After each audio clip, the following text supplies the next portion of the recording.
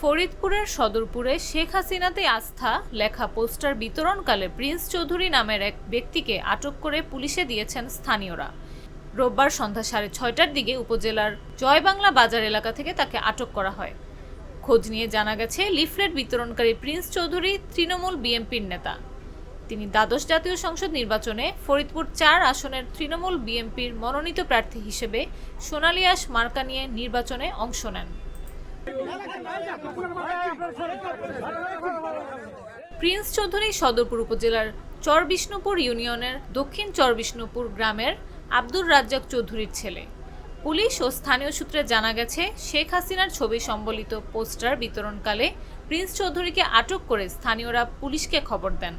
পরে সদরপুর থানা পুলিশ ঘটনাস্থলে গিয়ে তাকে আটক করে থানায় নিয়ে আসে। এ বিষয়ে সদরপুর থানার ভারপ্রাপ্ত কর্মকর্তা আব্দুল মোতালেব বলেন, আটক ব্যক্তি বর্তমানে থানা হেফাজতে আছেন। তার বিরুদ্ধে আইনগত ব্যবস্থা প্রক্রিয়াধীন।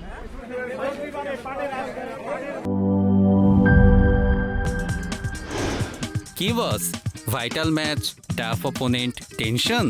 কাম অন ব্রো, অপোনেন্টকে নিয়ে ভাবার সময় আছে। আসল অলরাউন্ডারের কাজই তো হলো যে কোনো টাফ সিচুয়েশনে টিমকে অলরাউন্ড প্রোটেকশন দেওয়া।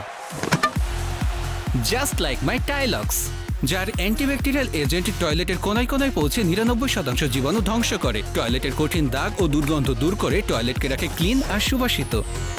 টাইলক্স টয়লেট ক্লিনার, ক্লিন মানেই টাইলক্স।